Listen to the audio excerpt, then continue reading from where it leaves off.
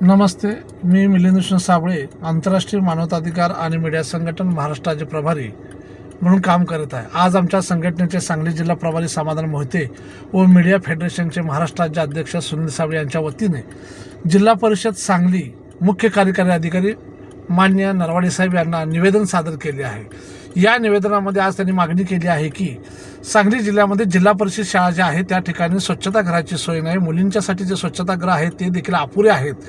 हे चुकीच्या पद्धतीनं आहे, कायद्याचं उल्लंघन आहे। कारण लहान मुलांचा किंवा मुलांचा जो हक्क आहे तो हक्क कुठं तर त्याला बाधा आणण्याचं काम सध्या होत आहे आणि ते थांबलं पाहिजे। मुलांचं संरक्षण होणं गरजेचं आहे आणि मुलींचं संरक्षण होणं गरजेचं आहे। ते संरक्षण म्हणजे प्रत्येक ठिकाणी स्वच्छतागृह शाळेमध्ये असलेच पाहिजे।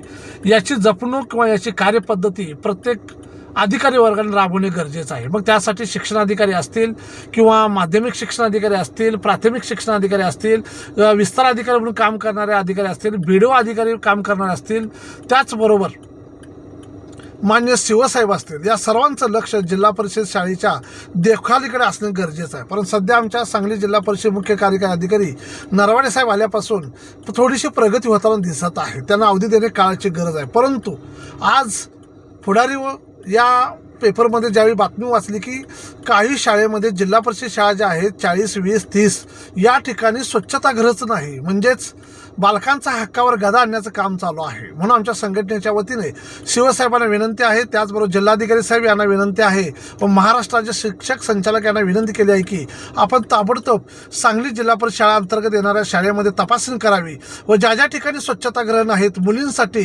महिलांसाठी व मुलांसाठी असणं काळाची गरज आहे आणि शहराच्या संरक्षणासाठी देखील आहे। आणि लवकरात लवकर हा निधी उपलब्ध करून द्यावा आणि स्वच्छतागृह बांधून द्यावी यासाठी शासनाने प्रयत्न करावा। कारण नको त्या ठिकाणी मंत्री महोदय निधी खर्च करतात, पण ज्या ठिकाणी शाळेची गरज आहे, मुलांना शिक्षणाची गरज आहे आणि या ठिकाणी जर स्वच्छतागृह चांगल्या पद्धतीने बांधून दिली तर मुलं खाजगी शाळेकडे जाणार नाहीत, याचा सुद्धा अभ्यास शासनाने करावा। कारण मूलभूत सुविधा नसतील तर काही पालक किंवा काही शिक्षित वर्ग खाजगी शाळेकडे वळतात। हे थांबवण्यासाठी आमच्या जिल्हा परिषद शाळा देखील आकर्षक बनवणं गरजेचं आहे। मूलभूत सुविधा निर्माण करून देणं गरजेचं आहे।